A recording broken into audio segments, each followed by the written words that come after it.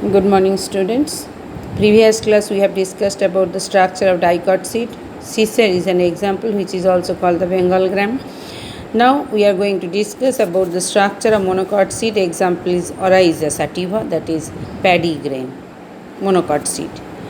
The seed of paddy is one-seeded and is called the caryopsis, where the seed coat cannot be differentiated from the seed.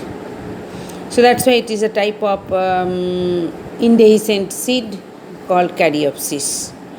Each seed remains enclosed a brownish husk which consists of glume arranged in two rows. The seed coat is brownish, membranous layer closely adhered with the grain. That one I told, closely attached to the grain. Endosperm forms the bulk of the grain and is the storage tissue. That's why the paddy is an example of endospermous seed. It is separated from the embryo by a definite layer which is called epithelium. The embryo is here. I will be showing the diagram, which is, this is the monocot seed, and it is called this major part is called the endosperm. And on one side, which is, if we take one rice grain, we can see that one side milky white color structure is present, which is called the embryo. This is the embryo, and the creamy white color, which is called the endosperm. This endosperm is separated from the embryo by the epithelium. That is, already we have to definite layer. So endosperm is separated from the embryo. Definite layer is called epithelium. The embryo is small, consists of one shield-shaped cotyledon. Shield-shaped means very solid, very thin, solid cotyledon known as scutellum. This is the scutellum.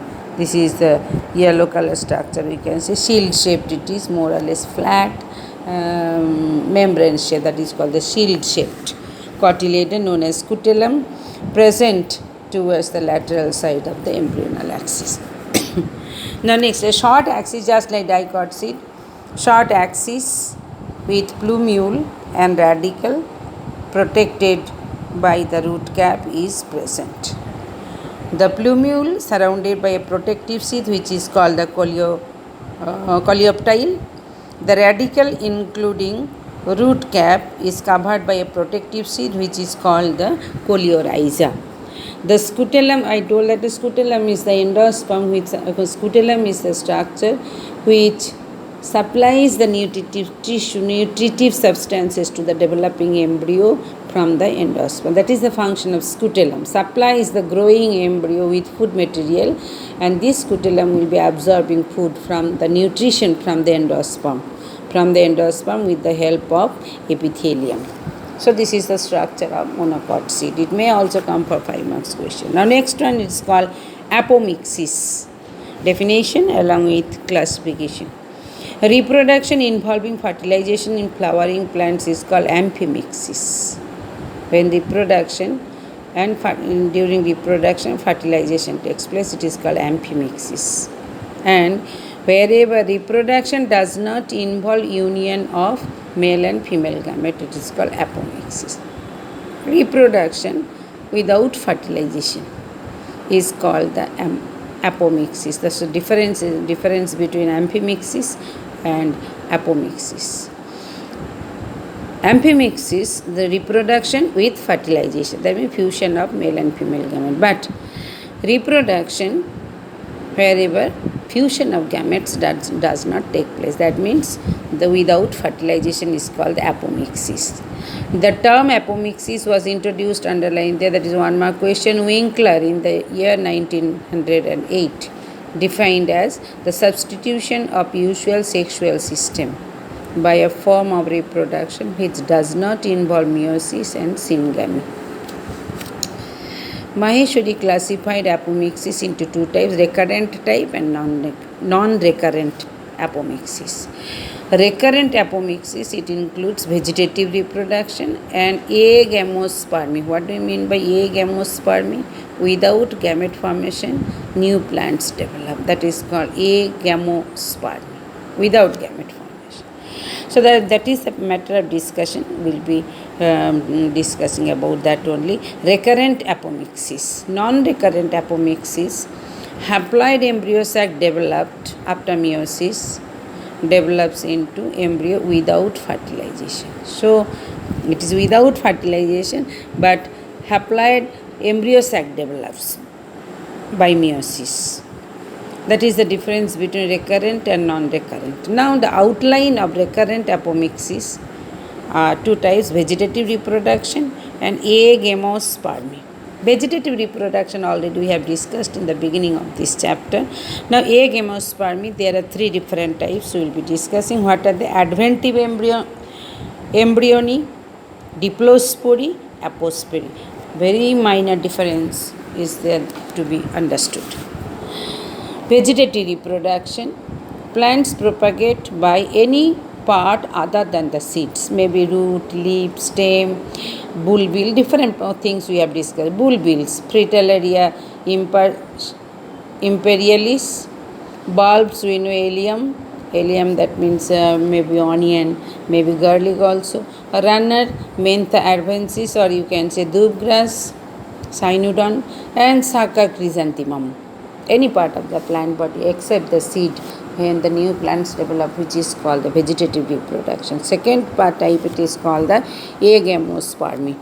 It refers to the processes by which embryos are formed by eliminating meiosis and syngamy. That means meiosis also will be not taking place. Syngamy means we know the fusion of male and female gamete. Fertilization also will be not taking place. Now there are three types of agamospermy. Adventive embryony. An embryo arises directly from the diploid sporophytic cells, either from the nucellus or integument. Nucellus we know, the ovule structure already we have discussed. The embryo sac is located inside the nutritive tissue, which is called the nucellus, which provides the food to the developing embryo sac.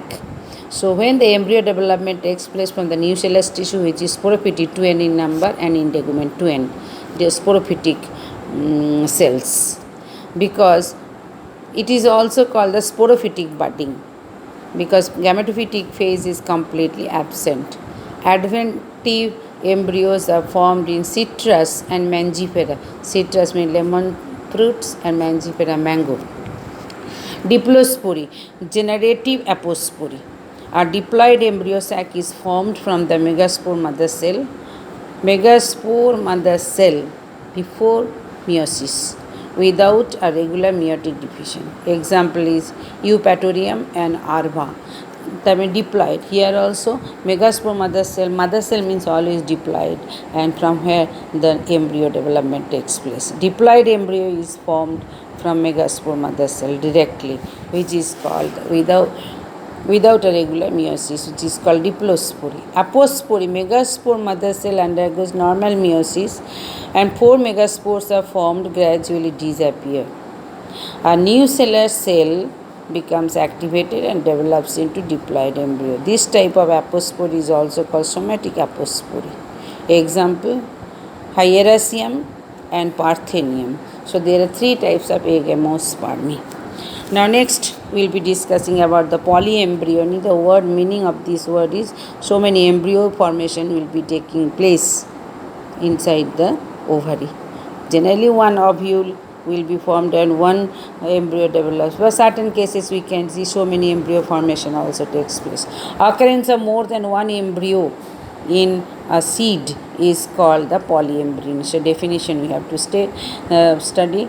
The first case of polyembryony was reported in some oranges by name of the scientist Anton van Leeuwenhoek in 1907. First who observed polyembryony and which type of fruit in oranges. Polyembryony is divided into 4 categories. Cleavage polyembryony, example orchids.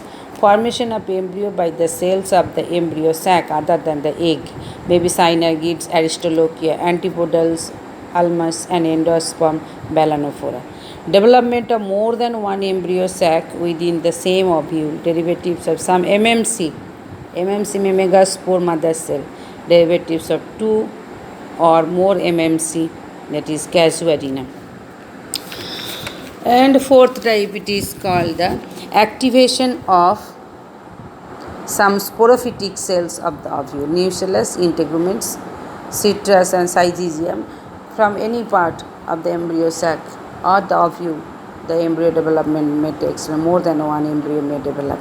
What is the practical application? 2 marks question again. The seedlings formed from the nucellar tissue in citrus are found better clones for orchards. Orchards means those who are growing the fruit and decorative fruit plants and fruit plants mainly. They are called orchards.